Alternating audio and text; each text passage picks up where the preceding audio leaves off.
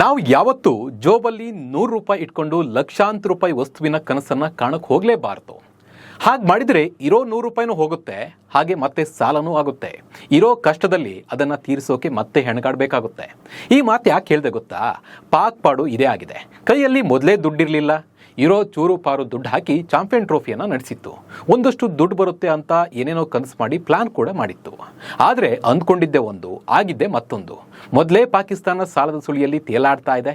ಈಗ champion trophy ಮಾಡಿ ಮತ್ತೆ ಮತ್ತೊಂದಿಷ್ಟು ಸಾಲವನ್ನು ತನ್ನ ಮೇಲೆ ಹೊತ್ಕೊಂಡಿದೆ. ಈ ಬಗ್ಗೆ ಸಂಪೂರ್ಣವಾದ ಮಾಹಿತಿಯನ್ನು ನೀಡ್ತೀನಿ. ನಾನು ನಿಮ್ಮ ಶಿವರಾಜ್ ಬಾಣಂಕಿ. ನೀವು ಸುದ್ದಿಯಾನದ ಸಬ್ಸ್ಕ್ರೈಬರ್ ಆಗೋದನ್ನು ಮರಿಬೇಡಿ. ಹಾಗೆ ಈ ವಿಡಿಯೋವನ್ನು ಕೊನೆ ತನಕ ನೋಡಿ. ಪಾಕಿಸ್ತಾನ ಕ್ರಿಕೆಟ್ ಮಂಡಳಿ ICC ಬಳಿ ಕಾಡಿಬೇಡಿ 27 ವರ್ಷದ ನಂತರ ತನ್ನ ನೆಲದಲ್ಲಿ ಚಾಂಪಿಯನ್ ಟ್ರೋಫಿಯನ್ನು ಆಯೋಜನೆ ಮಾಡಿತ್ತು. ನಾವು ಮನೆಯಲ್ಲಿ ಯಾವುದಾದ್ರೂ ಒಂದು ಫಂಕ್ಷನ್ ಮಾಡಬೇಕಂದ್ರೆ ನಮ್ಮ ಹತ್ರ ದುಡ್ಡಿರಲ್ಲ, ಅದಕ್ಕೆ ಅಲ್ಲಿ ಇಲ್ಲಿ ಅಂತ ಸಾಲ ಗೀಲ ಮಾಡಿ ಏನೋ ಒಂದು ಫಂಕ್ಷನ್ ಮಾಡ್ತೀವಿ. ಹಾಗೆ ಪಾಕಿಸ್ತಾನ ಕೂಡ ಅಲ್ಲಿ ಇಲ್ಲಿ ಸಾಲ ಮಾಡಿ ಚಾಂಪಿಯನ್ ಟ್ರೋಫಿಯನ್ನು ಆಯೋಜನೆ ಮಾಡಿತ್ತು. ಯಾಕಂದರೆ ಅದ್ರ ಬಳಿ ಹೆಚ್ಚು ದುಡ್ಡಿರಲಿಲ್ಲ. ನಮ್ಮ ಟೀಮ್ ಈ ಸರಿ ಕಪ್ ಗೆಲ್ಲುತ್ತೆ ಅನ್ನೋ ಕನಸು ಕೂಡ ಪಾಕಿಸ್ತಾನ ಕಂಡಿತ್ತು. ಆದರೆ ಲೀಗ್ ಹಂತದಲ್ಲೇ ಪಾಕ್ ಟೂರ್ನಿಯಿಂದ ಹೊರಹೋಯಿತು. ಇದು ಒಂದು ಪೆಟ್ಟಾದರೆ ಭಾರತ ಪಾಕಿಸ್ತಾನಕ್ಕೆ ಆಟ ಆಡೋಕ್ಕೆ ಬರಲ್ಲ ಅಂತ ಹೇಳಿದ್ದು ಪಾಕಿಸ್ತಾನಕ್ಕೆ ನುಂಗಲಾರ್ದ ಬಿಸಿ ತುಪ್ಪವಾಗಿತ್ತು. ಅದರಿಂದ ಪ್ಲಾನ್ ಕೂಡ ಉಲ್ಟಾ ಆಯಿತು. ಇದರಿಂದ ICC ಚಾಂಪಿಯನ್ ಟ್ರೋಫಿಗಾಗಿ ಪಾಕಿಸ್ತಾನ ಕಳೆದ ಕೆಲವು ವರ್ಷಗಳಿಂದ ಮಾಡಿದ ಎಲ್ಲ ತಯಾರಿ ಹಾಗೂ ಹಾಕಿದ ಹಣ ನೀರಲ್ಲಿ ಹೋಮ ಮಾಡಿದಂತೆ ಆಗೋಯಿತು. ಇದರಿಂದ ಬಿಗ್ ಲಾಸ್ ಆಯಿತು ಪಾಕಿಸ್ತಾನಕ್ಕೆ. ಗಡಾಫಿಯಲ್ಲೇ ಕೋಟಿ ಕೋಟಿ ಸುರಿದ ಪಾಕ್. ICCಯಿಂದ ಪರ್ಮಿಷನ್ ಸಿಗ್ತಾ ಇದ್ದಂತೆ ಪಂದ್ಯ ಲಾಹೋರ್ನ ಗಡಾಫಿ ಕ್ರೀಡಾಂಗಣದಲ್ಲಿ ನಡೆಸಲು ಪಾಕಿಸ್ತಾನ ಕ್ರಿಕೆಟ್ ಮಂಡಳಿ ಪ್ಲಾನ್ ಮಾಡ್ತು. ಅದಕ್ಕೆ ಏನೇನು ಬೇಕು ಎಲ್ಲ ತಯಾರಿಯನ್ನು ಕೂಡ ನಡೆಸ್ತು. ಆದರೆ ಭಾರತ ಕೂಡ ನಮ್ಮ ನೆಲದಲ್ಲಿ ಬಂದು ಆಟ ಆಡುತ್ತೆ ಅಂತ ಹೇಳಿ ಅಂದ್ಕೊಂಡಿತ್ತು. ಯಾವಾಗ ಭಾರತ ಬರಲ್ಲ ಅಂತ ಹೇಳಾಯಿತು, ಹೈಬ್ರಿಡ್ ಮಾದರಿ ಮಾಡಿ ಭಾರತದ ಪಂದ್ಯಗಳನ್ನು ದುಬೈನಲ್ಲೇ ಆಡಿಸ್ಬೇಡಕ್ಕಾದ ಪರಿಸ್ಥಿತಿ ಪಾಕಿಸ್ತಾನಕ್ಕೆ ಬಂತು. ಇದರಿಂದ ಮತ್ತೊಂದು ಹೊಡೆತ ಅಂತಲೇ ಹೇಳ್ಬೋದು.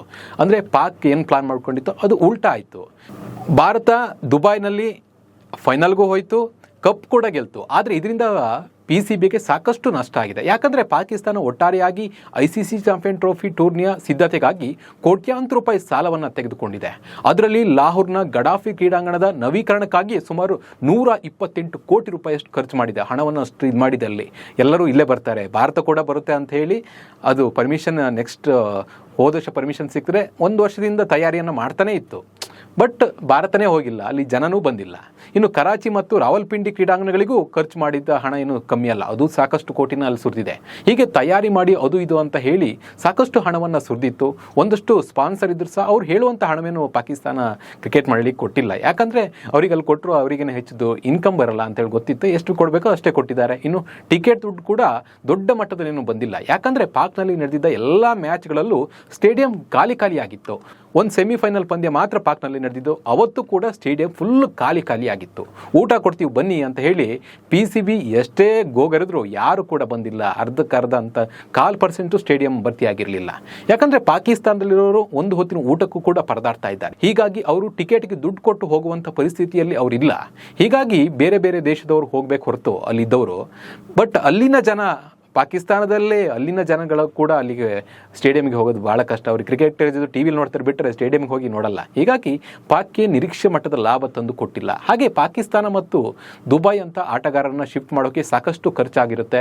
ಪಾಕ್ ಆತಿಥ್ಯ ವಹಿಸ್ಕೊಂಡಿದ್ರಿಂದ ಇದಕ್ಕೆಲ್ಲ ದುಡ್ಡನ್ನು ಪಾಕಿಸ್ತಾನ ಕ್ರಿಕೆಟ್ ಮಂಡಳಿಯೇ ಕೊಡಬೇಕು ಹೊರತು ICC ಕೊಡಲ್ಲ. ಹೀಗಾಗಿ ಪಾಕಿಸ್ತಾನ ಅಷ್ಟೆಲ್ಲ ದುಡ್ಡು ಖರ್ಚು ಮಾಡಿದ್ದಕ್ಕೆ ಹೇಳಿಕೊಳ್ಳುವಂಥ ಲಾಭ ಏನು ಗಳಿಸಿಲ್ಲ. ಒಂದು ವೇಳೆ ಫೈನಲಲ್ಲಿ ಭಾರತವಿಲ್ಲದೆ ಬೇರೆ ಬೇರೆ ತಂಡಗಳು ಮುಖಾಮುಖಿ ಆಗಿದ್ರೆ ಪಾಕಿಸ್ತಾನ ಪ್ಲಾನ್ ವರ್ಕೌಟ್ ಆಗ್ತಿತ್ತೇನೋ. ಆದರೆ ಭಾರತ ಬಂದಿದ್ದರಿಂದ ಪಾಕ್ಗೆ ಸಾಕಷ್ಟು ಲಾಸ್ ಆಗಿದೆ. ತಾನು ಹಾಕಿದ ದುಡ್ಡಿಗೆ ಹೇಳಿಕೊಳ್ಳುವಂಥ ಲಾಭ ಏನು ಬಂದಿಲ್ಲ. ಹೀಗಾಗಿ ಮೊದಲೇ ಲಾಸ್ನಲ್ಲಿದ್ದ ಪಾಕ್ ಕ್ರಿಕೆಟ್ ಮಂಡಳಿ ಮತ್ತಷ್ಟು ನಷ್ಟವನ್ನು ಹೊಂದಿದೆ. ಒಂದೇ ಮಾತಲ್ಲಿ ಹೇಳಬೇಕಂದ್ರೆ ಪಾಕಿಸ್ತಾನಕ್ಕೆ ಕಪ್ ಜೊತೆ ದುಡ್ಡು ಕೂಡ ಹೋಗಿದೆ. ಈ ಬಗ್ಗೆ ನಿಮ್ಮ ಅನಿಸಿಕೆ ಮತ್ತು ಅಭಿಪ್ರಾಯವನ್ನು ಕಮೆಂಟ್ ಮೂಲಕ ತಿಳಿಸಿ. ನಮಸ್ಕಾರ.